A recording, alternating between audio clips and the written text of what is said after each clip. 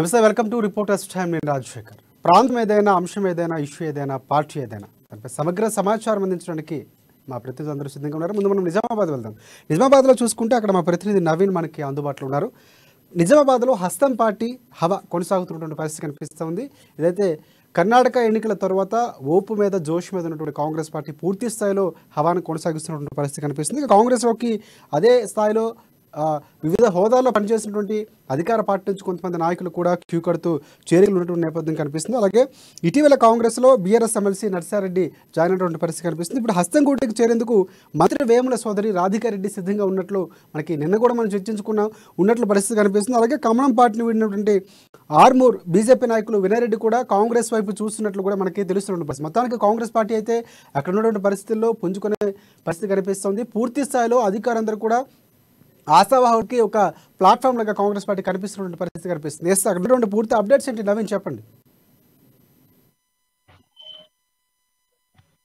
Thank you Rajasekhar. ఇప్పుడు నిజామాబాద్ జిల్లాలో అస్సాం పార్టీకి వలసలు మొదలయ్యని చెప్పవచ్చు. ముఖ్యంగా వివిధ పార్టీలకు చెందినటువంటి ప్రధాన నాయకులు కూడా ఇటు ఆ పార్టీని వీడి మరి అస్సాం పార్టీలోకి కూడా సిద్ధమవుతున్నారు. అయితే మొన్న బీఆర్ఎస్ పార్టీ ఎమ్మెల్సీ ఉన్నటువంటి అరికెల నరసరెడ్డి ఆ పార్టీకి కారు దిగి మరి కాంగ్రెస్ పార్టీకి గుడికి చేరారు. దీంతో అక్కడ కూడా నిజామాబాద్ లో కూడా కొద్దిగా ఊపు కూడా వచ్చిందని చెప్పొచ్చు. ప్రధానంగా దీంతో పాటు ఇటు నిజామాబాద్ జిల్లా చెందినటువంటి మంత్రి వేముల ప్రశాంత్ రెడ్డి సోదరైనటువంటి వేముల రాధికారెడ్డి కూడా ఇటు తన పదవికి రాజీనామా చేసి మరి ఇటు కాంగ్రెస్ పార్టీ గుడ్డికి చేరుతున్నట్లు కూడా వార్తలు వినిపిస్తున్నాయి. ఈ నేపథ్యంలో ఇటు నిజామాబాద్ జిల్లా ఆర్మూర్ బీజేపీ నియోజకవర్గ ఇన్ఛార్జ్ అయినటువంటి వినయ్ రెడ్డి కూడా ఇటు బీజేపీ పార్టీని వీడి మరి కాంగ్రెస్ పార్టీకి వస్తున్నట్లు కూడా వార్తలు వినిపిస్తున్నాయి. అయితే ఇటు ఆర్మూర్ నియోజకవర్గం ఇన్ఛార్జ్ ఉన్నటువంటి వినయ్ రెడ్డి అక్కడ ఆర్మూర్ లో బీజేపీ అభివృద్ధి కూడా చాలా కృషి చేశాడు. గతంలో జరిగినటువంటి ఎన్నికల్లో బీజేపీ తరఫున కూడా పోటీ చేశారు. అయితే అక్కడ ఎమ్మెల్యే ఉన్నటువంటి జీవరెడ్డిపై పోటీ చేసి 30,000 ఓట్లు పైగా సాధించాడు. ఆయన అనంతరం బీజేపీ అయినప్పటికీ కూడా బీజేపీలో మొత్తం పూర్తిగా కింది స్థాయి క్యాడర్ కూడా నింపే ప్రయత్నం చేశారు. అయితే అక్కడ కొన్ని రోజులుగా తర్వాత కొన్ని ఎలక్షన్ ఎన్నికల తర్వాత కొన్ని రోజుల తర్వాత కూడా ఎంపీ అరవింద్ ప్లస్ జీవన్ రెడ్డికి కొంత పుచ్చగని పరిస్థితి కనిపిస్తుంది. అయితే ప్రధానంగా ఎన్నికల ఇటు ఎంపీ అరవింద్ కు ఇటు ఉన్నటువంటి ఎమ్మెల్యే జీవన్ రెడ్డికి మధ్య కొద్దిగా మాటల యుద్ధం జరిగింది. ఈ నేపథ్యంలో ఎమ్మెల్యే జీవన్ రెడ్డి దమ్ముంటే నా మీద ఎంపీ అరవింద్ పోటీ చేయాలని చెప్పి కూడా సవాలు విసరడం, దేనికి స్వీకరించినటువంటి వినయ్ ఇటు ఎంపీ అరవింద్ కూడా ఖచ్చితంగా చేస్తాను అక్కడ మాట చెప్పడం కూడా జరుగుతుంది. ఈ నేపథ్యంలో కొన్ని రోజుల తర్వాత అక్కడ ఎంపీ అరవింద్ ఆర్మూర్ నియోజకవర్గంలోనే అక్కడ తన నివాసాన్ని ఏర్పాటు చేసుకోవడంతో ఖచ్చితంగా తన ఆర్మూర్ నియోజకవర్గం నుండి కూడా ఎంపీ అరవింద్ అక్కడ నుండి పోటీ చేస్తారని చెప్పి గట్టిగా నమ్మినటువంటి వినయ్ రెడ్డి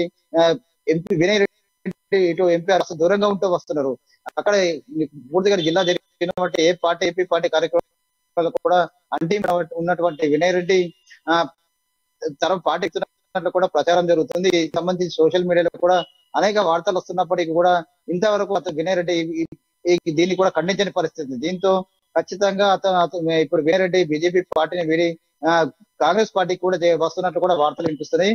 వచ్చే నెల ఇటు వినయ్ రెడ్డి ఇటు కాంగ్రెస్ పార్టీలో కూడా వస్తున్నట్లు కూడా స్పష్టంగా తెలుస్తున్న పరిస్థితి కనిపిస్తుంది. అయితే పూర్తిగా నిజామాబాద్ జిల్లాకు సంబంధించి ఇటు వినయ్ రెడ్డి అలాగే ఇటు రాధికారెడ్డి మొన్న చేరినటువంటి అరికెల నరసరెడ్డి వీటితో పాటు అనేక మంది నాయకులు కూడా ఇప్పుడు కర్ణాటక ఎన్నికల తర్వాత నిజామాబాద్ జిల్లాలో ఇటు కాంగ్రెస్ పార్టీ పుంజుకుంటూ వస్తుంది. ఈ నేపథ్యంలో చాలా మంది ఈ కోవాకు చెందిన వారే చాలా మంది కూడా ఇటు కాంగ్రెస్ ఆయా పార్టీలను బదిలీ మరి కాంగ్రెస్ పార్టీలు వస్తున్నట్టుగా స్పష్టంగా తెలుస్తుంది. అయితే ముఖ్యంగా ఇటు కాంగ్రెస్ పార్టీ ఇటు ఆర్మూర్ నుండి వినయ్ రెడ్డి కాంగ్రెస్ పార్టీ చేరితే మొత్తం ఆర్మూర్ నియోజకవర్గంలో అక్కడ ఖచ్చితంగా ఇటు కాంగ్రెస్ పార్టీ మరింత బలం పుంజుకుంటుందని చెప్పవచ్చు. గతంలో ఉన్నటువంటి ఆకుల లలిత ఇప్పుడు కాంగ్రెస్ పార్టీ తరఫున పోటీలో ఉన్నారు. తర్వాత తను డ్రాప్ అయ్యి మరి ఇటు బీఆర్ఎస్ పార్టీ చేరారు. అతను ఆకుల లలిత చేరిన తర్వాత అక్కడ ఇటు కాంగ్రెస్ పార్టీకి సరైన నాయకులు కూడా లేని పరిస్థితి ఉంది. ఇప్పుడు కూడా కాంగ్రెస్ పార్టీకి సరైన క్యాడర్ ఉన్నప్పటికీ కూడా నాయకులు లేని పరిస్థితి.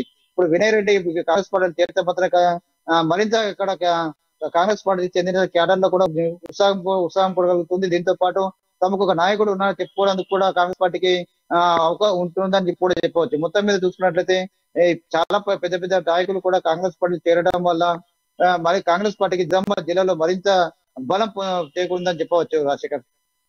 రైట్ నవీన్, ఒకటి అంటే ఇక్కడ ఉన్నటువంటి ప్రధానంగా చూసుకుంటే వేముల సోదరి రాధికా రెడ్డి ఎవరైతే ఉన్నారో, అంటే అన్నను కాదని, అంటే పార్టీ అంటే కాంగ్రెస్ పార్టీకి అధికార పార్టీలో ఉన్నటువంటి అన్నను కాదని వెళ్ళటం అనేది ఏ విధంగా చూడొచ్చు అంటారు? అక్కడ ఉన్నటువంటి పూర్తిగా అన్న వారించే ప్రయత్నం లేదా, లేకపోతే రాజకీయంగా మనం చూడవలసిన అవసరం ఉందా? అంటే పార్టీ మార్పు కనుక జరిగింది, కాంగ్రెస్ పార్టీలో రాధికా రెడ్డి గారికి జాయిన్ అయితే, సో ఎంతవరకు వేములకి సంబంధించినటువంటి నష్టం జరిగే అవకాశం ఉంది? ఖచ్చితంగా సొంత సోదరి వేముల ప్రశాంత్ రెడ్డి సొంత సోదరి పార్టీ ఇటు కాంగ్రెస్ పార్టీ చేస్తే మాత్రం అక్కడ వేముల ప్రశాంత్ రెడ్డి బాగా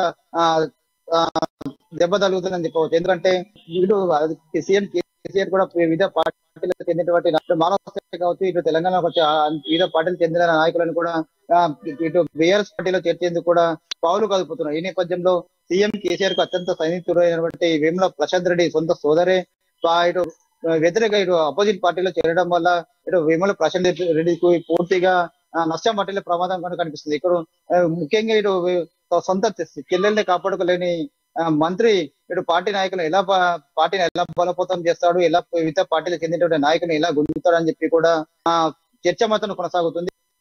అయితే కేసీఆర్ అత్యంత సంతృప్తిగా ఉన్నటువంటి వేముల ప్రశాంత్ రెడ్డి మధ్య ఇద్దరు ఇటు వేముల ప్రశాంత్ రెడ్డికి అలాగే మా సీఎం కేసీఆర్ కూడా కొద్దిగా గ్యాప్ కూడా ఏర్పడే పరిస్థితి మాత్రం వచ్చి రాజశేఖర్.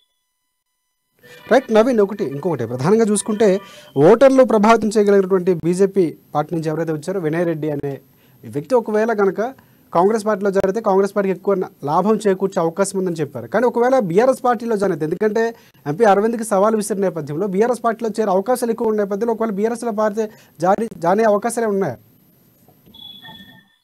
అంటే ప్రధానంగా చూసుకుంటే ఇక్కడ వినయ్ రెడ్డి కూడా కాంగ్రెస్ బీజేపీ పార్టీ గతంలో పోటీ చేశారు. 30,000 ఓట్లు పైగా వచ్చాయి. అయితే తర్వాత ఓడిపోయినప్పటికీ పార్టీ కార్యక్రమంలో కింది స్థాయి నుండి ఏ కార్యకర్త సంబంధించి ఏ జిల్లాలో నియోజకవర్గంలో ఏ కార్యక్రమం జరిగినా అక్కడ వెళ్ళడం, అక్కడ వాళ్ళ కార్యకర్తలతో ఉండడం కూడా వాళ్ళ అభివృద్ధి కార్యక్రమంలో పాల్గొంటూ వచ్చారు. అయితే కేవలం ఇటు జీవన్ రెడ్డికి సవాళ్ళకు స్వీకరించినటువంటి ఎంపీ అరవింద్ అక్కడనే తన నివాసం ఏర్పడడంతో ఇది సహించని వినయ్ రెడ్డి ఇటు ఎంపీ అరవింద్ కు కాస్త దూరం గ్యాప్ పెరుగుతూ వచ్చింది. ఈ నేపథ్యంలో ఖచ్చితంగా తనకు వచ్చే ఎన్నికల్లో టికెట్ బీజేపీ తరఫున టికెట్ రాదు. అలాగే పైడి రాకేష్ రెడ్డి కూడా ఇప్పుడు బీజేపీ పార్టీలో జాయిన్ అయ్యాడు. అయితే ఈ పైడి రాకేష్ రెడ్డి కూడా ఇప్పుడు బీజేపీలో తీసుకున్నట్టు ఎంపీ అరవింద్ తనకు కూడా ఎలాంటి సమాచారం ఇవ్వలేడు, తనను కూడా సంప్రదించలేడు. ఖచ్చితంగా అతడుకు వచ్చే ఎన్నికల్లో టికెట్ వస్తుంది అని నిర్ణయించుకున్నటువంటి వినయ్ రెడ్డి ఇటు కాంగ్రెస్ పార్టీకి చేరేందుకు సిద్ధమవుతున్నా తెలుస్తుంది. అయితే బీఎస్ పార్టీలో ఆల్రెడీ ఇక్కడ ఎమ్మెల్యేగా ఉన్నటువంటి జీవన్ రెడ్డి 2 సార్లు గెలుపొందాడు. అలాగే సీఎం కేసీఆర్ కూడా అత్యంత సన్నిహితుడా ఉంటూ వస్తున్నాడు. ఖచ్చితంగా అక్కడ కూడా తమకు టికెట్ రాదు. కేవలం కాంగ్రెస్ పార్టీలో ఇక్కడ ఆర్మూర్లో ఎవరు క్యాండిడేట్ లేరు కావున తనకు కాంగ్రెస్ పార్టీలో చేరితే మాత్రం ఖచ్చితంగా తనకు టికెట్ వస్తుందన్న ఉద్దేశంతోనే అతను వినయ్ రెడ్డి కూడా కాంగ్రెస్ పార్టీలో చేరుతున్నట్లు కూడా వార్తలు వినిపిస్తున్నాయి. ఈ నేపథ్యంలో కాంగ్రెస్ పార్టీలో కన్నా వినయ్ రెడ్డి చేరితే మాత్రం కాస్త ఉన్నటువంటి క్యాడర్ కూడా ఇటు కాంగ్రెస్ పార్టీలో వచ్చే అవకాశం ఖచ్చితంగా కనిపిస్తుంది. దీంతో ఆర్మూర్ నియోజకవర్గంలో కాంగ్రెస్ మరింత బలపడే అవకాశం ఉందని చెప్పొచ్చు Rajasekhar. Right thank you, thanks for updates Naveen. Next మనం భద్రాద్రి కొత్తగూడెం మీద అక్కడ మా ప్రతినిధి నవీన్ మనకి అందుబాటులో ఉన్నారు. అక్కడ చూసుకుంటే వనమ ఎవరైతే ఉన్నారో ఆయనపై అనర్హత వేటు పడినటువంటి పరిస్థితి కనిపిస్తుంది. కొత్తగూడెం జిల్లా రాజకీయాల్లో కీలక మలుపని చెప్పుకోవచ్చు. ఈ విషయాన్ని 2018 ఎన్నికల్లో తప్పుడు అఫిడవిట్ సమర్పించారని అభియోగం ఉన్న నేపథ్యంలో 2019లో ఎవరైతే జలగం వెంకట ఉన్నారో ఆయన పిటిషన్ దాఖలు చేసినటువంటి పరిస్థితి కనిపిస్తుంది. దానికి సంబంధించినటువంటి అనర్హుడిగా ప్రకటించింది హైకోర్టు తీర్పునిస్తూ ఇక జలగం వెంకట్రావును ఎమ్మెల్యేగా పరిగణించాలని కూడా ఆదేశం ఇచ్చినటువంటి పరిస్థితి కనిపిస్తుంది. మొత్తానికి హైకోర్టు తీర్పును సుప్రీంకోర్టులో సవాలు చేరినారు వనమ. ఈ నేపథ్యంలో అక్కడ ఉన్న పూర్తి పరిస్థితులు ఏంటి నవీన్ చెప్పండి. Thank you Rajasekhar. ఏదైతే 2018 ఎన్నికలలో తప్పుడు అఫిడవిట్ అంటే సమర్పించారని ఇప్పుడు అంటే 2018 గెలిచినటువంటి వనమ వెంకటేశ్వరరావుపై మాజీ శాసనసభ్యుడు జలగం వెంకట్రావు హైకోర్టులో వేసినటువంటి పిటిషన్ ఈ రోజు తుది తీర్పు అయితే వెల్లడించినట్టుగా కూడా చూడొచ్చు. అయితే ఈ తుది తీర్పులో ఇటు వనమ వెంకటేశ్వరరావును అయితే ఆయనపై అనర్హత వేటు వేస్తూ ఒక 5 లక్షల రూపాయల వరకు జరిమానా విధించి ఏదైతే 2018 అంటే డిసెంబర్ 12వ తారీఖు నుంచి కూడా ఈ జలగం వెంకట్రావునే ఎమ్మెల్యేగా పరిగణించాలని హైకోర్టు అయితే వెల్లడించిన పరిస్థితి కూడా ఉంది.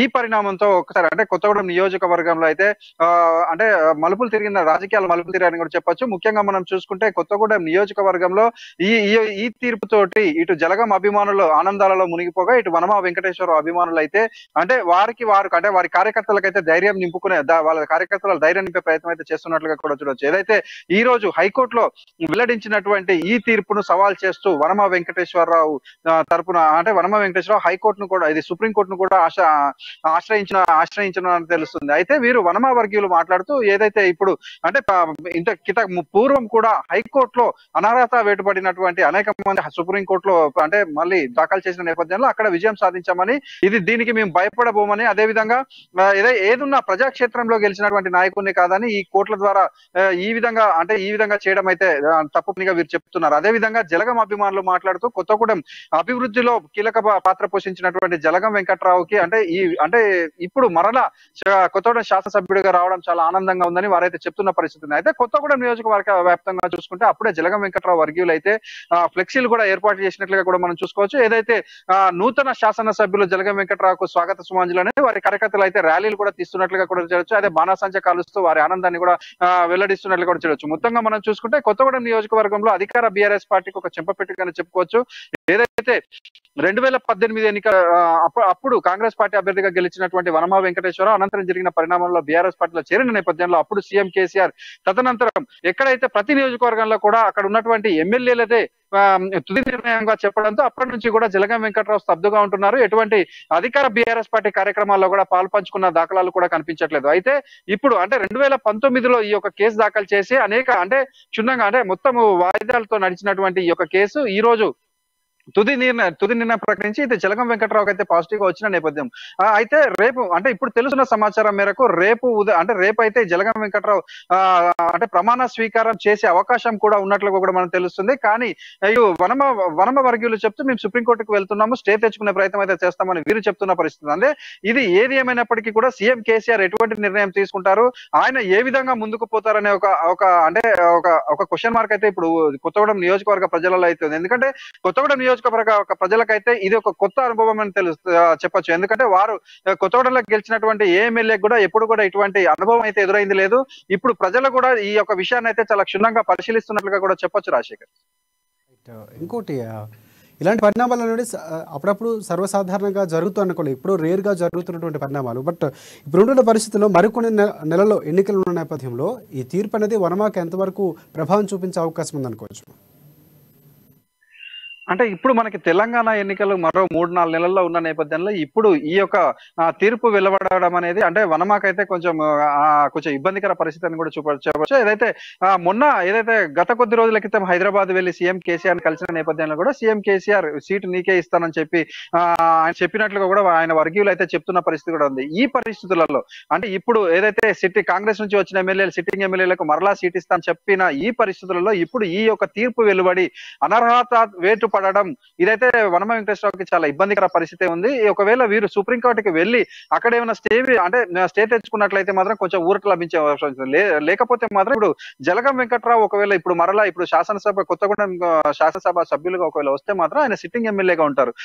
అంటే ఈ సిట్టింగ్ ఎమ్మెల్యే ఏదైతే ఇప్పుడు సిట్టింగ్ ఎమ్మెల్యేలకు సీట్లు ఇస్తానని కేసీఆర్ ప్రకటించిన నేపథ్యంలో ఈ 3 నెలల్లోనే ఎన్నికలు ఉండడం, జలగం వెంకట్రావు ఇప్పుడు ఈ కోర్టులో కేసు వేసి గెలిచిన నేపథ్యంలో ఇప్పుడు ఆయన రేపు కానీ ఎల్లుండి కానీ ఏదైనా ప్రమాణ స్వీకారం చేసి కొత్తగూడెం ఒకవేళ శాసనసభ్యుడిగా ఆయన ఛార్జ్ తీసుకున్నట్లయితే సిట్టింగ్ ఎమ్మెల్యేగా ఈయనకు సీట్ ఇస్తారా, లేదు అనుకుంటే ముందు నుంచి చూస్తున్నటువంటి అంటే వనమ ఈ యొక్క 3 నెలలు సరే ఈ ఎలక్షన్ ఈ టర్మ్ వదిలేసి మరలా నెక్స్ట్ టైం కూడా వనమ వెంకటేశ్వరరావుకి అవకాశం ఇస్తారా అనేది అయితే ఒక ప్రశ్నార్థకంగా మారిందని కూడా చెప్పొచ్చు రాజశేఖర్.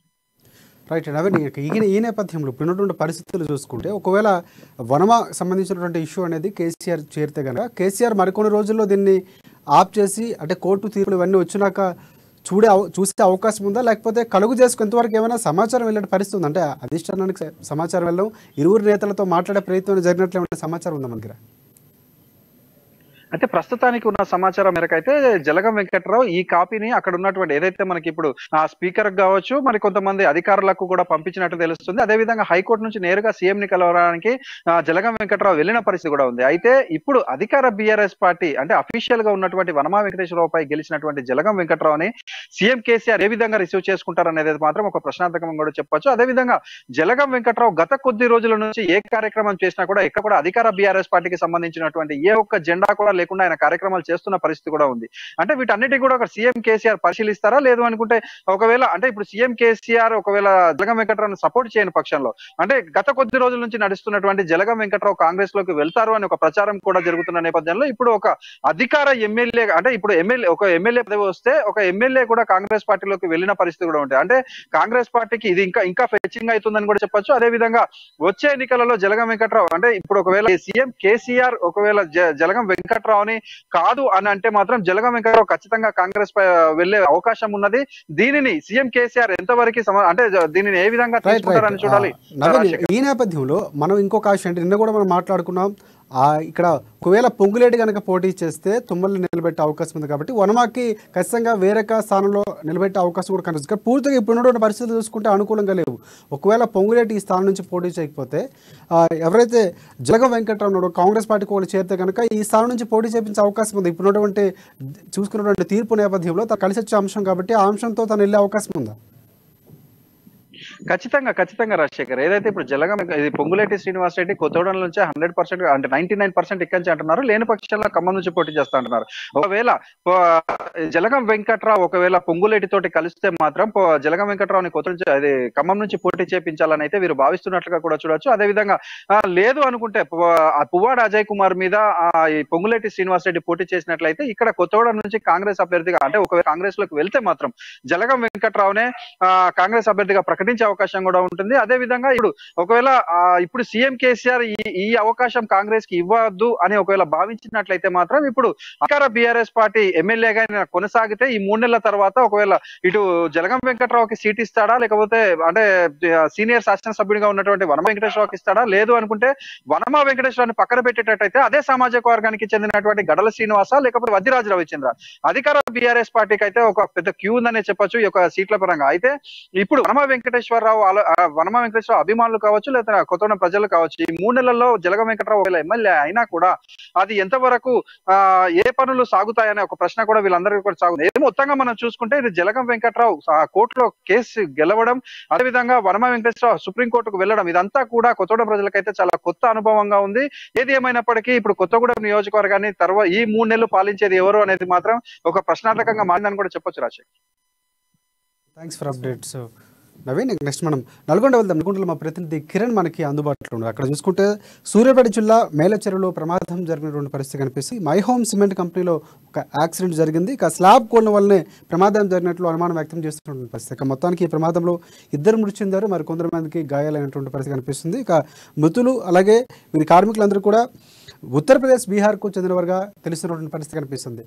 మొత్తం అక్కడ జరిగినటువంటి పరిస్థితి ఏంటి అంటే ప్రమాదానికి గల కారణాలు ఏమైనా తెలిసి వచ్చాయా? చెప్పండి కిరణ్. రాజశేఖర్, ఇక సూర్యాపేట జిల్లాలోని మేలచెరువు మండలంలో మైహోమ్ సిమెంట్ లో ఘోర ప్రమాదం చోటు చేసుకుంది. ఏదైతే అక్కడ మైహోమ్ సిమెంట్ లోనే 4th యూనిట్ లో స్లాబ్ కట్టినటువంటి కట్టెలు కూలిపోవడంతో ఈ ప్రమాదం జరిగినట్టుగా గుర్తించారు. అయితే ఈ ప్రమాదంలో 5 మృతి చెందినట్టుగా చెప్తున్నప్పటికీ యాజమాన్యం మాత్రం కేవలం 2 మాత్రమే చనిపోయారు. మరి కొంతమందికి తీవ్ర గాయాలు కావడంతో ఆసుపత్రికి తరలించామని చెప్పినప్పటికీ మనకున్న సమాచారం ప్రకారం మొత్తం 5 చనిపోయినట్లుగా తెలుస్తుంది. అయితే వీరంతా కూడా ఉత్తరప్రదేశ్, బీహార్ కు చెందినటువంటి కూలీలుగా తోటి కార్మికులు చెప్తున్నారు. దాదాపు మైహోమ్ సిమెంట్ మిగతా రాష్ట్రాలకు చెందినటువంటి కార్మికులు ఎక్కువగా పనిచేస్తూ ఉంటారు. ఆ క్రమంలోనే ఈ రోజు ఉదయాన్నే పనికొచ్చినటువంటి కార్మికులు ఏదైతే స్లాబ్ 4th యూనిట్ లో ఏదైతే స్లాబ్ కు బిగించిన కట్టెలు ఉన్నాయో ఆ కట్టెలన్నింటి కూడా ఎక్కి దాదాపు 500 మీటర్ల ఎత్తులో వాళ్ళు పనిచేస్తున్నారు. ఈ క్రమంలో ఒక్కసారిగా ఆ స్లాబ్ కోసం వేసినటువంటి కట్టెలన్నీ కూడా ఒకేసారి కూలిపోవడంతో వారందరూ కూడా దాదాపు 500 ఫీట్ల పైనుంచి కింద పడడంతో ఈ ప్రమాదం సంభవించింది. ఈ ప్రమాదం జరిగిన వెంటనే తోటి కార్మికులంతా అందులో ఇరుక్కున్న వారందరినీ, చనిపోయిన వారందరినీ కూడా తీసుకొని తరలించడం జరిగింది. ఎవరైతే క్షతగాత్రున్నారో వారందరినీ కూడా ప్రైవేట్ ఆసుపత్రికి తరలించారు. ఈ చనిపోయిన వారిలో ఉత్తరప్రదేశ్, బీహార్ కూలీలుగా తోటి కార్మికులు చెప్పడం జరిగింది. అయితే ఈ వ్యవహారం అంతా కూడా కంపెనీలో జరుగుతున్నప్పటికీ ఎవరు చనిపోయారు, ఎంతమంది గాయాలనే విషయాన్ని అయితే మై హోమ్ సిమెంట్ యాజమాన్యం మాత్రం గోప్యంగా ఉంచింది. ఎలాంటి సమాచారం మీడియాకు కానీ అటు అధికారులు కానీ తెలియపరచకపోవడంతో కొంతసేపటికి అక్కడ చేరుకున్నటువంటి రెవెన్యూతో పాటు పోలీస్ అధికారులు సంఘటనా స్థలాన్ని పరిశీలించి చివరికి వారు ఒక్కరే చనిపోయినట్టుగా చెప్పినప్పటికీ అక్కడ ఉన్న తోటి కార్మికులు మాత్రం 5గురు చనిపోయినట్లుగా చెప్తున్నారు. ఏదేమైనప్పటికీ కూడా ఈ యొక్క పెను ప్రమాదంలో జరిగినటువంటి విషయాన్ని కంపెనీ యాజమాన్యము గోప్యంగా ఉంచడంతో అయితే కార్మికులందరూ కూడా అసహనం వ్యక్తం చేస్తున్నారు. ఇలాంటి పరిస్థితి ఎవరికి వచ్చినా కూడా యాజమాన్యం పట్టించుకోవట్లేదని విమర్శలు అయితే అక్కడ నెలకొన్నాయి. మొత్తానికి ఈ రోజు జరిగినటువంటి యొక్క ప్రమాదంలో దాదాపు కొంతమంది కార్మికులు తీవ్రంగా గాయపడగా మరింతమంది చనిపోయినట్టుగా తెలుస్తుంది. రాజశేఖర్, నేపథ్యంలో యాజమాన్యం ఇచ్చినటువంటి ఏదైతే గోప్యత పాటించడం అనేది మొత్తానికి అక్కడ ఉన్నటువంటి పోలీసులు దానికి సంబంధించి ఎలాంటి చర్యలు తీసుకున్నారు అంటే సేఫ్టీ కానీ ఓవైపు నిర్లక్ష్యం కూడా స్పష్టంగా కనిపిస్తున్నటువంటి పరిస్థితి. నిజంగా ఇంతమంది చనిపోయారు, వారి వివరాలు చెప్పాల్సినటువంటి యాజమాన్యం చెప్పకపోవడం అనేది అక్కడ అనుమానానికి తావుడిస్తున్నటువంటి పరిస్థితి కాబట్టి సో పోలీసులు జోక్యం ఎంతవరకు ఉంది? కేసు నమోదు చేసుకుని అక్కడ పరిశీలించినటువంటి పరిస్థితులు ఏమైనా ఉన్నాయి? అది ప్రైవేటు కంపెనీ కావడము, అందులోకి ప్రైవేట్ సెక్యూరిటీ ఉంటుంది. ఇందులోకి ఎవరు వెళ్ళాలన్నా ప్రైవేట్ సెక్యూరిటీని దాటుకొని వెళ్లాల్సింది. మీడియాకు కూడా అనుమతి ఉండదు కాబట్టి అందులో తోటి కార్మికులు ఏదైతే ప్రమాదం జరిగినప్పుడు చిత్రీకరించిన వీడియోల ఆధారంగానే బయటికి రావడంతో మీడియాకు ఈ విషయం తెలిసింది. అయితే యాజమాన్యం మాత్రం ఈ సంఘటన జరిగినప్పటికీ ఈ యొక్క ప్రమాదంలో స్లాబ్ ప్రమాదంలో చనిపోయినప్పటికీ చాలా మందికి తీవ్ర గాయాలైనప్పటికీ కూడా చాలా సేపటి వరకు కూడా యాజమాన్యం యొక్క విషయాన్ని బయటకు పొక్కనేయలేదు. ఆ కంపెనీలోని యాజమాన్యమే వారిని ప్రైవేట్ హాస్పిటల్ కూడా తరలించడం జరిగింది. మొత్తానికి ఈ యొక్క సంఘటన మీడియాలో రావడంతో వెంటనే అక్కడ ఉన్నటువంటి పోలీసుతో పాటు రెవెన్యూ సిబ్బంది అంతా కూడా ఆ యొక్క కంపెనీకి చేరుకొని అక్కడ ప్రమాదం స్థలాన్ని పరిశీలించడం జరిగింది. పరిశీలించిన తర్వాత ప్రమాదం ఎలా జరిగిందని తోటి కార్మికులతో మాట్లాడిన తర్వాత వారు కూడా ఒక క్లారిటీకి వచ్చి చివరికి ఈ ప్రమాదంలో ఒక్కరే చనిపోయారని ఇటు రెవెన్యూతో పాటు పోలీసు అధికారులు చెప్పినప్పటికీ దాదాపు ఈ ప్రమాదంలో 5గురు చనిపోయినట్లుగా తెలుస్తుంది. ఈ యొక్క విషయాన్ని కంపెనీ యాజమాన్యం గోప్యంగా ఉంచింది. ఆ చనిపోయిన వారు కూడా లోకల్ వారు కాకపోవడము, ఉత్తరప్రదేశ్ బీహార్ చెందిన కార్మికులు కావడంతో ఆ యాజమాన్యం అందరినీ కూడా వారిని బెదిరించే ధోరణి అక్కడ వ్యవహరించడంతో వారు కూడా ఈ యొక్క విషయాన్ని చెప్పడానికి భయపడ్డారు. మొత్తానికి ఈ యొక్క సంఘటనలో మాత్రము ఉత్తరప్రదేశ్ తో పాటు బీహార్ చెందిన కార్మికులే తీవ్ర గాయాలు పాలవడం చనిపోవడం జరిగింది. కాబట్టి అక్కడ ఉన్న తోటి కార్మికులు కూడా ఇటు విషయాన్ని బయటికి పొక్కనివ్వడం లేదు. ఇటు యాజమాన్యం కూడా వారికి సీరియస్ గా చెప్పడంతో యాజమాన్యం తప్ప బయట మాట్లాడే పరిస్థితి ఎవరికి కూడా లేకపోవడంతో ఈ యొక్క ప్రమాదాన్ని గోప్యంగా ఉంచారు. మొత్తానికి ఈ రోజు జరిగిన యొక్క ప్రమాదంలో కంపెనీలో కొంతమంది కార్మికులు చనిపోవడం, మరి కొంతమందికి అయితే తీవ్రంగా గాయాలు పాలవడం అయితే జరిగింది. రాజశేఖర్, అంటే ఇప్పుడు అక్కడ ఉన్నటువంటి పరిస్థితులు చూసుకుంటే ఒకవేళ ఎంతమంది చనిపోయారనే క్లారిటీ లేకపోయినప్పుడు కూడా ఖచ్చితంగా ఇంతమంది చనిపోతే కనుక పంచనామా నిర్వహించే ఒక కార్యక్రమం అయితే ఖచ్చితంగా ఉంటుంది. అంటే ఏ హాస్పిటల్లో జాయిన్ చేశారు, ఈ ఏవైతే దీనికి సంబంధించినటువంటి ఈ ప్రాసెస్ అంతా ఎక్కడ జరుగుతుంది, ఏమన్నా దానికి సంబంధించిన సమాచారం ఉందా మన దగ్గర? అయితే ఇటు విషయాన్ని గోప్యంగా ఉంచినటువంటి యాజమాన్యం ఎవరైతే చనిపోయారో వారితో పాటు ఎవరైతే తీవ్రంగా గాయపడ్డారో వారందరినీ కూడా ఎక్కడికి తీసుకెళ్లారనే సమాచారం కూడా వారైతే గోప్యంగా ఉంచడం జరిగింది. ఆ కంపెనీకి సంబంధించిన సిబ్బందే వీరందరినీ కూడా తరలించినట్టుగా చెబుతున్నారు. మొత్తానికి ఈ యొక్క పోలీసులు కావచ్చు, రెవెన్యూ సిబ్బంది కావచ్చు, కంపెనీ యాజమాన్యాన్ని నిలదీసే ప్రశ్నించే ధైర్యం వారికి కూడా లేకపోలేదు. ఎందుకంటే అది పెద్ద యాజమాన్యం కాబట్టి అందులోకి వెళ్లాలంటేనే పర్మిషన్ అదేవిధంగా అనుమతులు తీసుకుని వెళ్లాల్సి ఉంటుంది. అలాంటి కంపెనీలోకి ఎవరిని కూడా అనుమతి లేని లోపల రానిరు. ఇటు బయట మీడియా కావచ్చు, అక్కడ ఉన్నటువంటి బయట ఉన్న గ్రామానికి చెందిన సిబ్బంది కావచ్చు, ఎవరు కూడా లోపలికి ప్రవేశానికి వీలుండదు.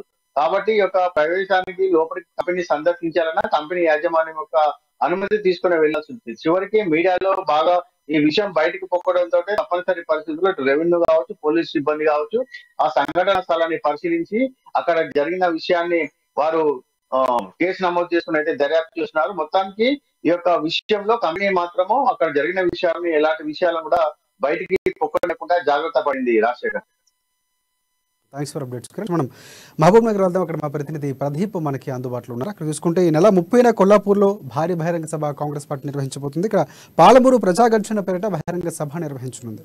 ఉమ్మడి జిల్లా నుంచి దాదాపుగా 3 లక్షల మంది హాజరయ్యే ప్రణాళికలు కాంగ్రెస్ పార్టీ చేస్తున్నటువంటి పరిస్థితి కనిపిస్తుంది. దానికి సంబంధించినటువంటి జనసేకరణ కూడా దానికి సంబంధించిన ప్రక్రియ కూడా కొనసాగుతున్నటువంటి పరిస్థితి కనిపిస్తుంది.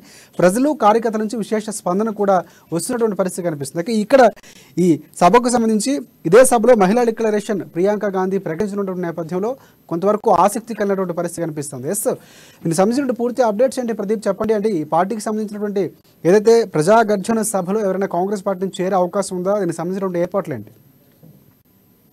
Good evening Rajasekhar. అయితే ఈ నెల 30 తారీఖున నాగర్ కర్నూలు జిల్లా కొల్లాపూర్ లో భారీ బహిరంగ సభ ఏర్పాటు చేశారు. అయితే ఈ సభలో జూపల్లి కృష్ణారావుతో పాటు జిల్లాకు సంబంధించిన ముఖ్య నేతలు ఎవరైతే వనపర్తి మేఘారెడ్డితో పాటు పుచ్చుకుల్ల రాజేష్ రెడ్డి మరియు ఇతర నేతలు భారీ స్థాయిలో కాంగ్రెస్ పార్టీలో చేరే అవకాశం ఉంది.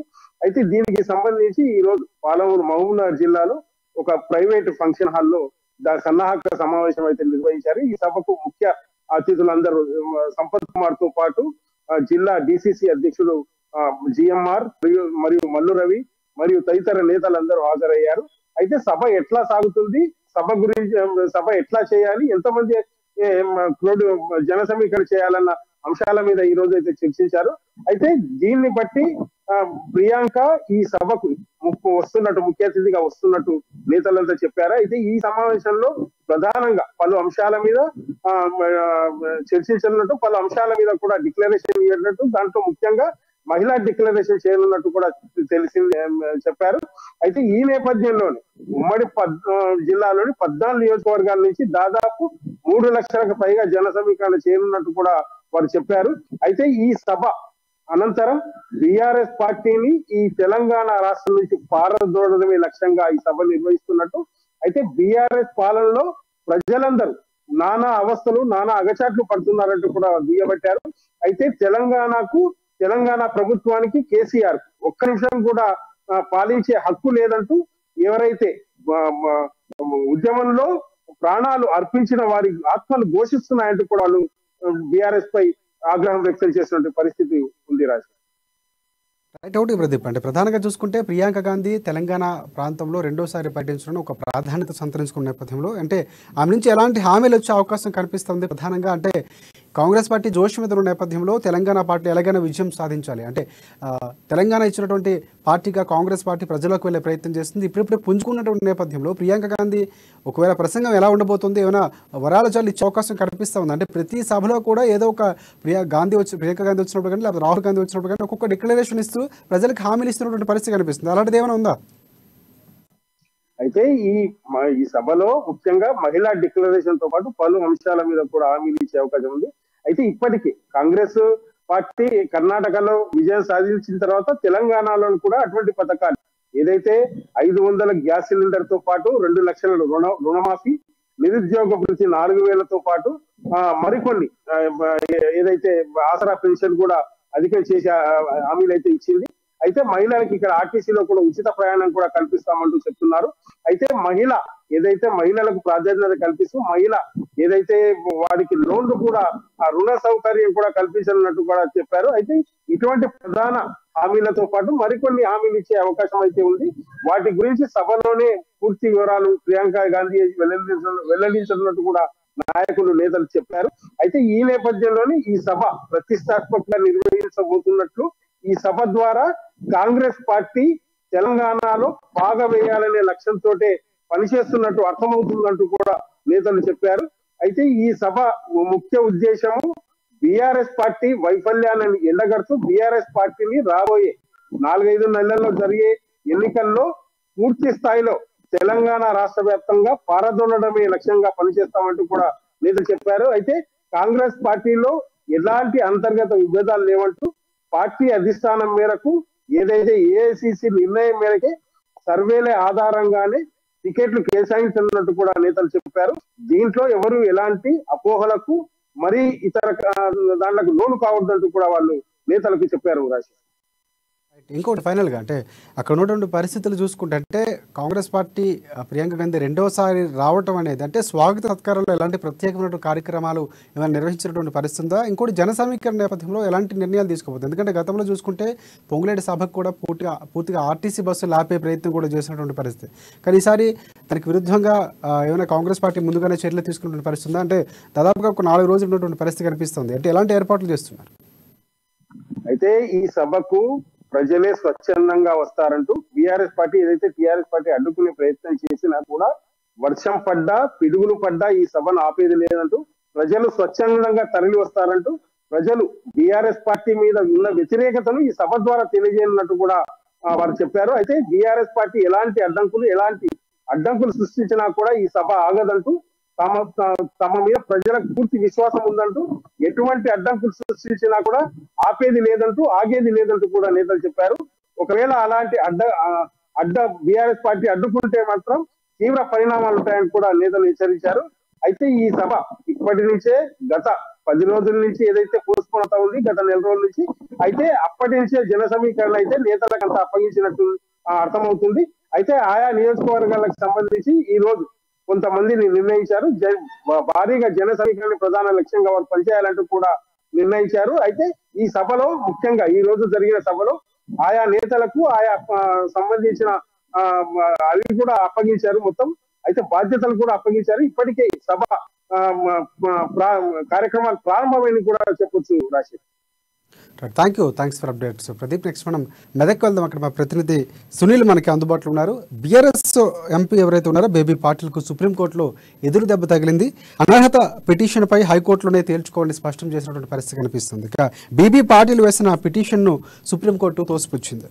నిబంధనల ఉల్లంఘనకు పాల్పడినందున బీబీ పాటిల్ ఎంపిక చెల్లదంటూ చెప్పినటువంటి పరిస్థితి కనిపిస్తుంది. తెలంగాణ హైకోర్టులో కె మదనమోహన్ రావు పిటిషన్ను దాఖలు చేసినటువంటి పరిస్థితి. రోజువారీ విచారణకు హైకోర్టు ఆదేశించింది. మొత్తానికి బీబీ పాటిల్ వాదనలో మెరిట్స్ లేనందున తోసిపుచ్చింది ధర్మాసనం. దీనిపై పూర్తి అప్డేట్స్ ఏంటి సునీల్ చెప్పండి.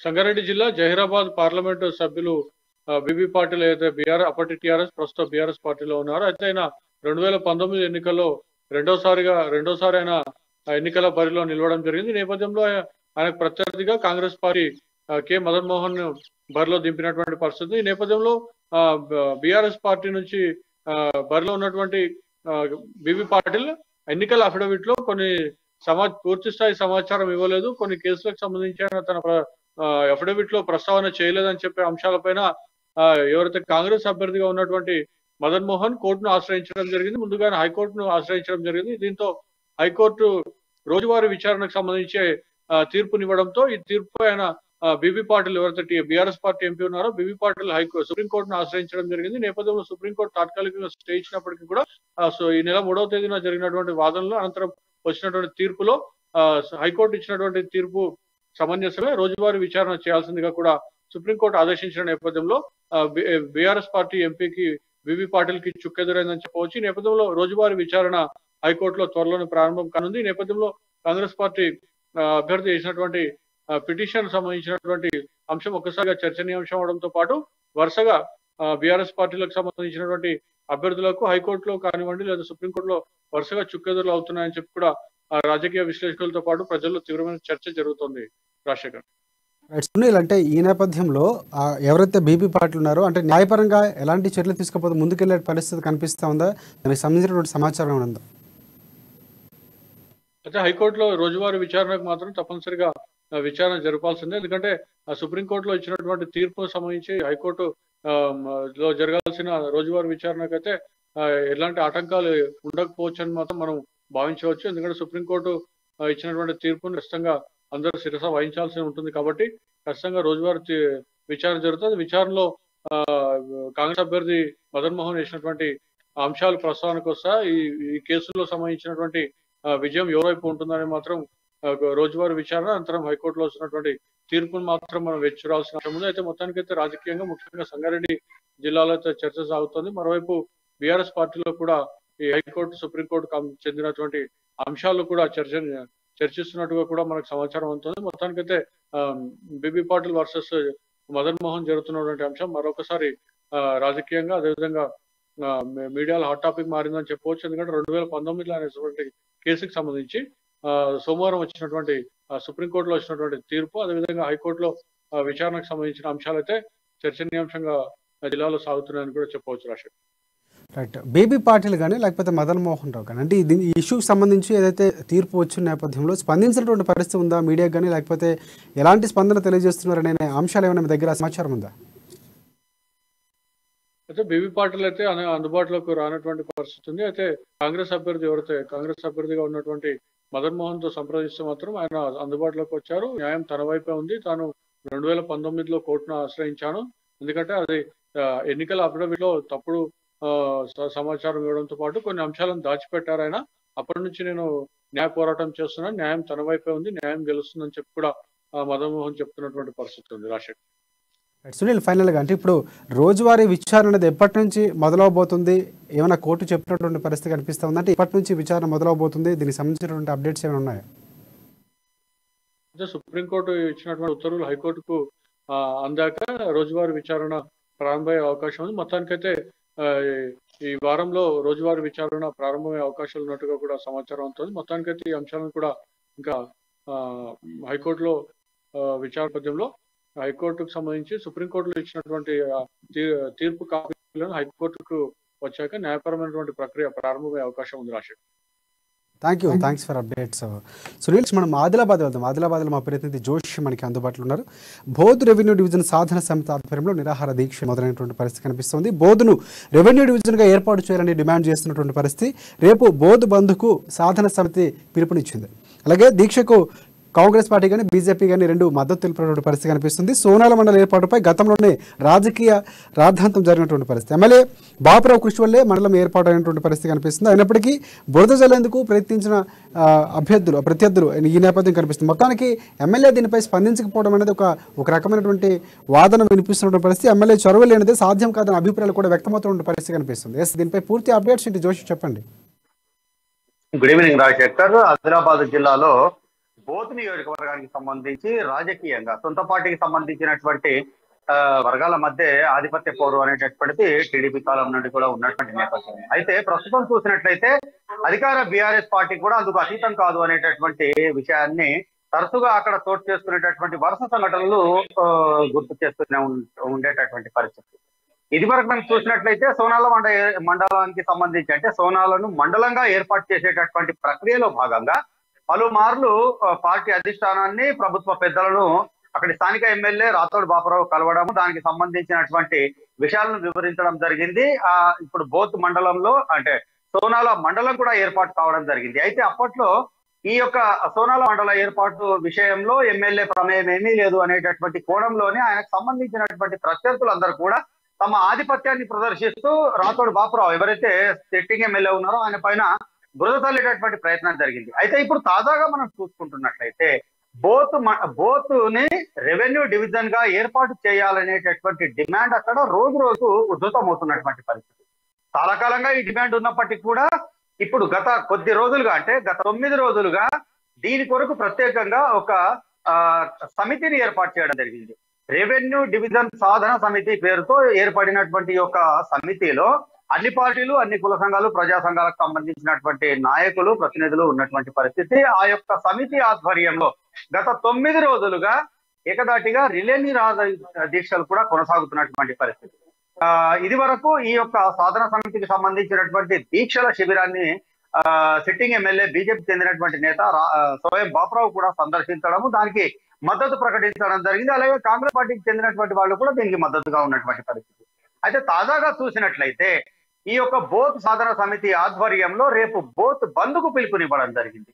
ఈ క్రమంలో విద్యా సంస్థలు కావచ్చు, అలాగే వ్యాపార వాణిజ్య సంస్థలు కావచ్చు, అన్ని ప్రజా సంఘాలు, కుల సంఘాలు అందరూ కూడా దీనికి వ్యాపార వర్గాలందరూ కూడా స్వచ్ఛందంగా దీనికి మద్దతుగా మార్కెట్ ని బంద్ ఉంచాలనేటటువంటి విన్నపము అనేటటువంటిది ఈ సమితి తరఫున వెళ్ళడం జరిగింది. అయితే ఇప్పుడు ప్రస్తుతం ఉన్నటువంటి ఒక పరిస్థితుల్లో చూసినట్లయితే రాథోడ్ బాపురావు ఎవరైతే బోత్కు సంబంధించినటువంటి సిట్టింగ్ ఎమ్మెల్యే ఉన్నారో ఆయన ఈ బోత్ని రెవెన్యూ డివిజన్ గా ప్రకటించడానికి అవసరమైనటువంటి క్రమంలో చాలా ఆచితూచి అడుగులేసినట్టుగా మనకు అనిపిస్తుంది. ఎందుకనంటే ఇప్పుడు బోత్ డివిజన్ ను రెవెన్యూ డివిజన్ గా ప్రకటించాల్సినటువంటి క్రమంలో ఎమ్మెల్యే ప్రమేయం లేనిదే అది దాదాపుగా సాధ్యం కాదు అనేటటువంటి పరిస్థితులు నెలకొన్నటువంటి నేపథ్యంలో కూడా ఆయన ఇటువైపు కనీసం కన్నెత్తి చూడకపోవడం అనేటటువంటిది అక్కడ చర్చనీయాంశంగా మారినటువంటి పరిస్థితి.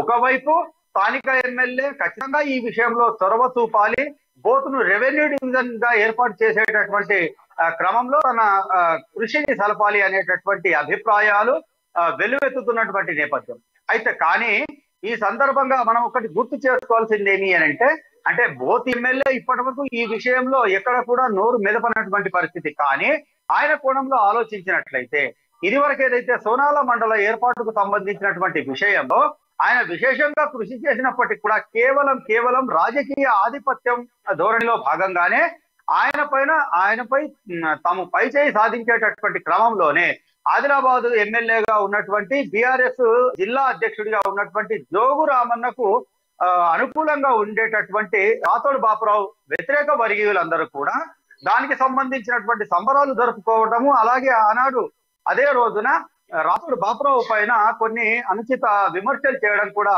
జరిగింది. ఈ విషయాన్ని మనం అమ్మా న్యూస్ లో ప్రత్యక్షంగా మనం చూపించడం కూడా జరిగింది. అయితే ఇప్పుడు ప్రస్తుతం ఉన్నటువంటి పరిస్థితుల్ని చూసినట్లయితే గత అనుభవాల దృష్ట్యా రాథోడ్ బాపురావు స్వయంగా ఈ విషయంలో మిన్నకుంటున్నారు అనేటటువంటి అభిప్రాయం కొంత కలుగుతున్నటువంటి పరిస్థితి. ఎందుకంటే ఇప్పుడు గత్యంతరం లేదు, ఎమ్మెల్యే కనుక ఈ విషయంలో చొరవ చూపనట్లయితే ఎట్టి పరిస్థితుల్లో రెవెన్యూ డివిజన్ ఏర్పాటు అసాధ్యము అనేటటువంటి విషయము సర్వత్ర అభిప్రాయం బలపడినటువంటి నేపథ్యంలోనే ఇక తదుపరి రెవెన్యూ డివిజన్ ఏర్పాటు అయినప్పటికీ కూడా తనపైన ప్రత్యర్థులు ఎవరు బురద తల్లడానికి అవకాశం లేనటువంటి కోణంలోనే ఎమ్మెల్యే బాపురావు ఆచితూచి అడుగులేస్తున్నట్లుగా భావించేటటువంటి పరిస్థితులతో నెలకొని ఉన్నాయి. అయితే క్రమంగా ఈ యొక్క డిమాండ్ పెరుగుతున్నటువంటి నేపథ్యం, మరోవైపు ఆందోళన కూడా కొంత ఉధృతం అవుతున్నటువంటి నేపథ్యం. రేపటి బంద్ పిలుపుతో ఇది కొంత రూపాంతరం చెంది ఉధృతం అవుతున్నట్టుగా మనకు భావించాల్సినటువంటి పరిస్థితులు కనిపిస్తున్నాయి. అయితే ఇటువంటి పరిస్థితుల్లో రాథోడ్ బాపురావు ఇంకా ఎంతకాలం ఈ విషయంలో తన మౌనం అలాగే కొనసాగిస్తారు, చివరి దశలో దీనికి ఆయన పాటు పడతారా అనేటటువంటి కొంత ఆసక్తికరంగా మారినటువంటి పరిస్థితి రాజశేఖర్.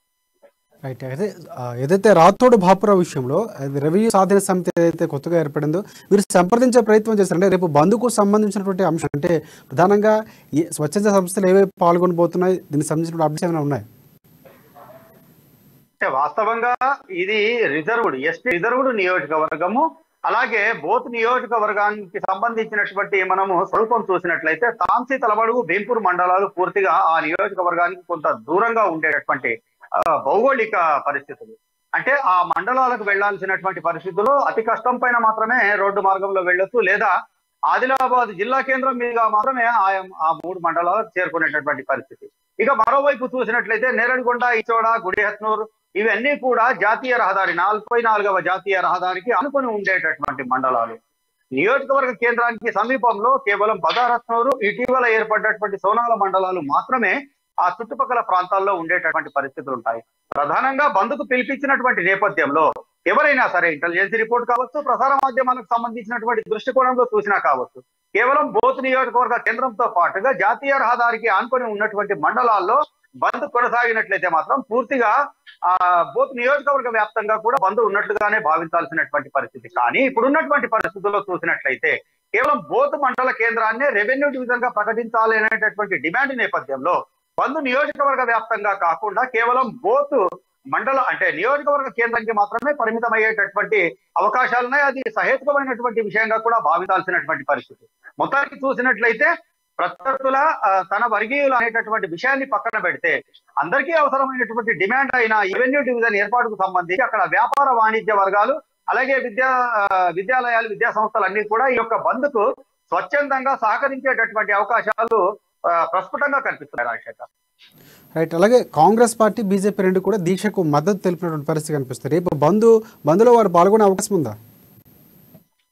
ఖచ్చితంగా రేపు బంద్లో ఇటు కాంగ్రెస్ పార్టీకి సంబంధించినటువంటి నాయకులు, అటు బీజేపీకి సంబంధించినటువంటి శ్రేణులు కూడా ఈ యొక్క బంద్లో పాల్గొనేటటువంటి అవకాశాలు ఉన్నాయి. అలాగే అధికార బీఆర్ఎస్ పార్టీకి సంబంధించినటువంటి వాళ్ళు కూడా ఈ యొక్క బంద్లో పాల్గొనేటటువంటి అవకాశాలు క్లియర్ గా ఉన్నాయి. అయితే కేవలం తాను ఎమ్మెల్యే తాను వ్యక్తిగతంగా మాత్రమే ఈ యొక్క అంశానికి అంటే వ్యూహాత్మకంగా దూరంగా ఉంటున్నట్టుగా మనం భావించాల్సినటువంటి పరిస్థితులు ఉన్నాయి.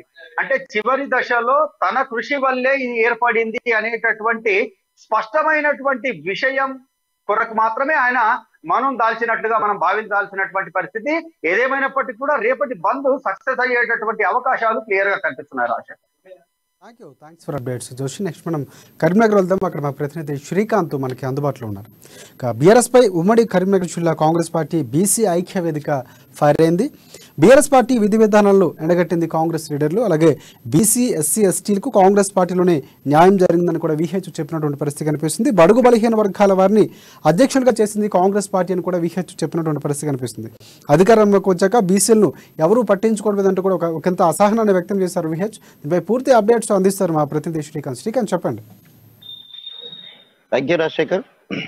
కరీంనగర్ జిల్లా వేదికగా ఈ రోజు బీసీ ఐక్య వేదిక కాంగ్రెస్ పార్టీ తరపున బీసీ ఐక్య వేదిక కార్యక్రమం అయితే నిర్వహించారు. ఇందుకు గాను దీంట్లో కరీంనగర్ జిల్లాకు చెందిన కాంగ్రెస్ పార్టీ ప్రముఖ రాజకీయ నాయకులంతా కూడా ఈ కార్యక్రమంలో పాల్గొన్నారు. ప్రధానంగా రాజ్యసభ సభ్యులు, మాజీ రాజ్యసభ సభ్యులు హనుమంతరావు కూడా పాల్గొన్నారు. ఈ సందర్భంగా ఆయన కీలక వ్యాఖ్యలు చేశారు. బీసీలను తెలంగాణ ప్రభుత్వం అణగదొక్కుతుంది, దొరలు అవడం వల్లే ఇదంతా కూడా చేస్తున్నారని చెప్పేసి ఆయన తీవ్ర స్థాయిలో విరుచుకుపడ్డ పరిస్థితి అయితే నెలకొంది. అంటే గతంలో మర్రి చెన్నారెడ్డి ముఖ్యమంత్రిగా ఉన్నప్పుడు దళితులకు కానీ ఎస్సీ ఎస్టీ ఇలాంటి వాళ్ళు అంటే అణగారిన వర్గాలందరికీ కూడా తగిన న్యాయం జరిగింది. ఇప్పుడు ఉన్న పరిస్థితులు కేసీఆర్ ప్రభుత్వం మాత్రం బీసీలను అణగదొక్కే ప్రయత్నం చేస్తున్నారు. మైనారిటీలతో పాటు మిగతా వర్గాలను మాత్రం చేరదీసిన పరిస్థితి అయితే ఉంది, కానీ బీసీలను అణగదొక్కే పరిస్థితి అయితే ఉంది అని చెప్పేసి ఆయన ఒక అసహనం అయితే వ్యక్తం చేశారు. ఇందుకు గాను వేదికగా ఒక ఐక్య వేదిక, బీసీ ఐక్య వేదిక వేదికగా చేసుకొని వీళ్ళంతా కూడా ఒక కార్యాచరణ రూపొందించుకుంటున్నారు. దీంట్లో భాగంగా ఇటీవల పొన్నం ప్రభాకర్ పార్టీపై కాస్త నారాజుగా ఉండడంతో తనకు కూడా ఒక పార్టీలో ఒక మంచి పదవిని ఇస్తారని చెప్పేసి కూడా ఆ ఆశాభావం అయితే వ్యక్తం చేసిన పరిస్థితి అయితే నెలకొంది. అంటే భవిష్యత్తులో బీసీలు పెద్దపీట వేయాలని చెప్పేసి కాంగ్రెస్ పార్టీ అధికారంలోకి వస్తేనే అణగారిన వర్గాలను ఏదైతే అభివృద్ధికి చెందే దిశగా కూడా కేవలం కాంగ్రెస్ పార్టీతోనే సాధ్యం అని చెప్పేసి కూడా వాళ్ళు స్పష్టం చేసిన పరిస్థితి. అంతేకాకుండా ఇటు కేంద్రంలో ఉన్న నరేంద్ర మోడీ ప్రభుత్వం కూడా ఎక్కడ కూడా బీసీల మాట ఎత్తరు. అసలు ఎప్పుడు కూడా బీసీలకు సంబంధించి ఎలాంటి ఆలోచన అంటే దాదాపు దేశంలో బీసీల జనాభా లెక్కల ప్రకారం, జనగణన ప్రకారం బీసీలు అధికంగా ఉంటారు. ఏ ప్రాంతంలో అయినా కూడా బీసీలదే అంటే కొన్ని పరిస్థితుల్లో, కొన్ని రాజకీయ పరిస్థితులలో మాత్రం బీసీల ఓట్లే కీలకంగా ఉంటాయి. కొన్ని నియోజకవర్గాల్లో అక్కడ కూడా బీసీలదే అయినా కూడా అలాంటి పరిస్థితుల్లో బీసీలు రాజ్యాధికారం ఏలే దిశగా కూడా అంతా కృషి చేయాలని చెప్పేసి బీసీలకు ఒక సముచిత స్థానం రావాలంటే మళ్ళీ కాంగ్రెస్ పార్టీ అధికారంలోకి రావాల్సిందే. సోనియా గాంధీ నేతృత్వంలో గతంలో పదవులు వచ్చినప్పటికీ కూడా తాను తునప్రాయంగా కూడా వదిలేసిన పరిస్థితి నెలకొంది. అంటే కాంగ్రెస్ పార్టీకి సంబంధించి ఒక త్యాగాల పార్టీ అని చెప్పేసి కూడా ఆయన కొనియాడిన పరిస్థితి అయితే నెలకొంది. రాజశేఖర్, రైట్. ఏదైతే బీసీకి సంబంధించినటువంటి ఈ కార్యాచరణ కమిటీ ఏదైతే సంబంధించి ఈరోజు అయ్యిందో దీనికి సంబంధించి ఎవరెవరు పాల్గొన్నారు? బీహెచ్తో పాటు ఎవరైనా ముఖ్య నేతలు పాల్గొన్నట్లు తెలుస్తూ ఉంది. అంటే ప్రధానంగా చూసుకుంటే గతంలో జరిగినటువంటి కొన్ని బీసీ మీటింగ్లో కూడా వారు ఐక్య మీటింగ్లో చెప్తున్నటువంటి ప్రధాన విషయం ఏంటంటే 60 నుంచి 70% వరకు రాజకీయాల్లో స్థానం కల్పించాలి, సీట్లు బీసీలకు కేటాయించాలని చెప్పినటువంటి పరిస్థితి. అలాంటి అంశాలు ఏమైనా ఈరోజు వచ్చినటువంటి పరిస్థితి కనిపిస్తుంది సభకు సంబంధించి?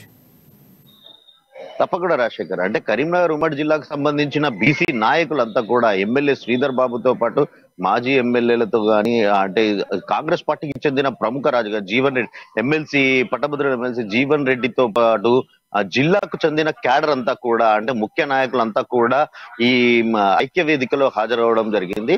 ప్రధానంగా విహెచ్ ఒక లక్ష్యంగా పెట్టుకున్నారు. రాష్ట్రమంతటా కూడా పర్యటించి ఇదంతా బీసీలను ఒక ఐక్యం చేసి రాబోయే ఎన్నికలలో బీసీ రాజ్యాధికారం దిశగా కూడా తను కృషి చేస్తున్నానంటూ కూడా అంటే గతంలో రెడ్డి సామాజిక వర్గానికి చెందిన వాళ్ళు, దొరలు ఇలాంటి వాళ్ళు కూడా రాజ్యాధికారం చేజిక్కించుకుంటున్నారు. మన బీసీలు మాత్రం ఎంత వాళ్ళకి ఒక ఊడిగం చేయాల్సిన పరిస్థితి వస్తుందంటూ కూడా ఆయన అంటే మనం లేనిది వాళ్ళు రాజ్యాధికారం చేపట్టలేరు కాబట్టి మన అందరినీ అంటే రాష్ట్ర వ్యాప్తంగా ఉన్న బీసీలందరినీ ఒక తాటిపైకి తీసుకొచ్చి అందరినీ ఒక వేదికగా ఏర్పాటు చేసి ఒక వారికి అందరికీ కూడా ఒక దిశానిర్దేశం చేసే క్రమంలో ఈ ఐక్య వేదిక ఏర్పాటు చేసి రాష్ట్రమంతా కూడా పర్యటిస్తున్నారు. అయితే దీంట్లో భాగంగా కొన్ని స్థానాలలో ఆయన ప్రస్తావిస్తూ కూడా పలానా ఏరియా నుండి కూడా ఇక్కడ కొత్త వారికి కూడా అవకాశం ఇస్తున్నారు, కానీ ఎన్నో ఏళ్లుగా బీసీలు నలిగిపోతున్నారు అని చెప్పేసి కూడా ఆయన అసహనం వ్యక్తం చేసిన పరిస్థితి అయితే నెలకొంది. Rajasekhar, thanks for update Srikanth. ఇది ఇవాళ రిపోర్టర్స్ టైం. రేపటి రిపోర్టర్స్ టైంలో మళ్ళీ కలుసుకుందాం. అంతవరకు చూస్తూనే ఉండండి అమర్ న్యూస్, నిజం కోసం జనం కోసం.